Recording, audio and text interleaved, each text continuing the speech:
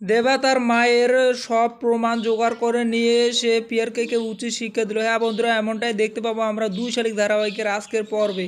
গৌরব বলে দেবাকে, খুলবো মুখ খুলবো, সত্যি কথা বলবো সবার সামনে, খুলবো আমার মুখ, তারপর তুমি তোমার মুখ লজ্জায় কাউকে দেখাতে পারবে না। এরপর দেবা বলে ওঠে, আরে আমি যদি মুখ খুলি না, লজ্জায় ছাতাবাড়ির কেউ কাউকে মুখ দেখাতে পারবে না। তাই তাই ভালোই ভালো বলছি, আপনি এখান থেকে চলে যান। আমি আর আমার বউকে আমি ঠিক খুঁজে বের করে নেব। তারপর তার জন্য আপনাকে ভাবতে হবে না। আর একদিন যদি এই বস্তিতে আপনাকে দেখি তাহলে কিন্তু খুব খারাপ হবে। আর সেদিন আপনি বেঁচে ফিরে যেতে পারবেন না, আপনার লাশ ফিরবে। বাবা বাবাকে ছেড়ে দিয়েছি বলে ছেলেকেও ছেড়ে দেব তা কিন্তু নয়। আমি যেদিন খাতা খুলব তার সব হিসেব হবে সেদিনই। এই কথা শুনেই গৌরব চমকে যায় এবং চলে যায় এবং বলতে থাকে, আমিও প্রমাণ করে দেব আসল সত্যিটা কি। এরপর গৌরব চলে গেলে পল্টু বলে, কোন সত্যি লুকোতে চাইছে দুজনেই, তার আগে আমাকে ঝিলিককে খুঁজে বের করতেই হবে। অন্যদিকে ছাতাবাড়িতে সবাইকে রান্না করে খাইয়ে দিচ্ছে পিয়ারকে। এরপর পিয়ারকে যায় তার অফিসে গিয়ে দেখতে পায় যে গোরা বসে আছে। পিয়ারকে তো জানে না যে ওটা গোরা নয়, ওটা দেবা।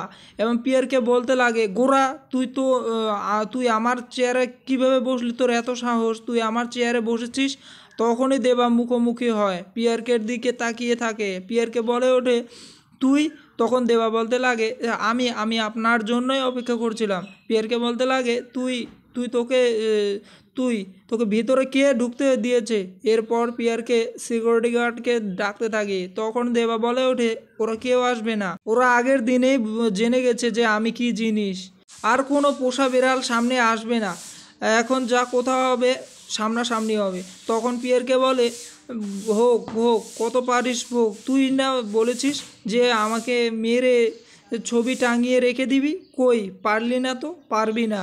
আর আমি তোকে 24 ঘন্টা সময় দিচ্ছি, তোকে মেরে জমিতে পুড়িয়ে ছাই করে সারা বস্তিতে ছিটিয়ে আসবো সেই ছাই। এই কথা শোনার পরেই দেবা চমকে একদম রেগে লাল হয়ে যায় এবং পিয়ারকের গোলা ধরে বলে, স্বাদ অনেকটা কিন্তু সাধ্য নেই। আমি যদি একবার আমার হাতটা উপরে ওঠাই না, তাহলে 2 পা রাখার জন্য মাটি থাকবে না, শুধু হাওয়া থাকবে। আর এরপর পিয়ারকে বলে, কি চাই তোর?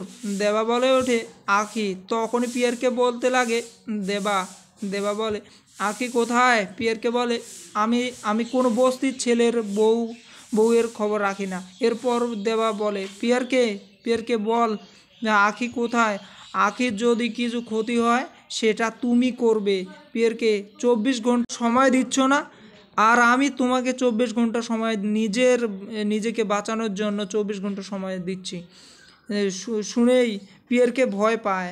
এরপর দেবা বলে, তোমার বেঁচে থাকা একটাই কারণ, সে শুধু আঁখি। তখনই ঝিলিক এসে বলে, আঁখি বেঁচে নেই। শুনেই দেবা চমকে যায়।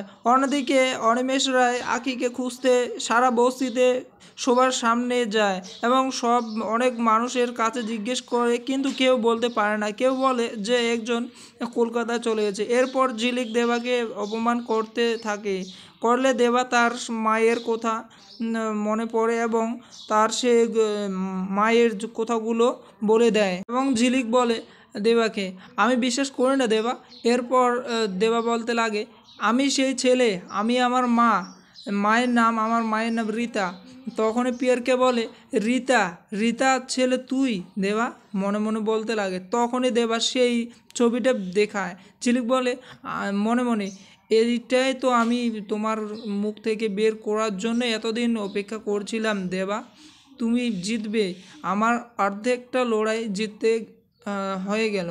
এরপর দেবাকে ঝিলিক বলে 24 ঘন্টা সময় দেয় প্রমাণ জোগাড় করে নিয়ে আসতে যে ওই মহিলা তোমার মা। এরপর দেবা বলে, আমি নিয়ে আসব, তারপর এই পিয়ারকের সর্বনাশ করব। এরপর ঝিলিক মনে মনে বলতে লাগে, যা দেবা যা, আমি জানি দেবা তুই ঠিক প্রমাণ নিয়ে আসবি। তো বন্ধুরা এপিসোডটি তোমাদের কেমন লাগলো প্লিজ মোটামুটি কমেন্টে জানাবেন। নতুন নতুন এপিসোড দেখার জন্য চ্যানেলটি সাবস্ক্রাইব করে পাশে থাকবেন। ধন্যবাদ বন্ধুরা। তো দেখা হচ্ছে আগামী পর্বে আপডেটে। তো টাটা।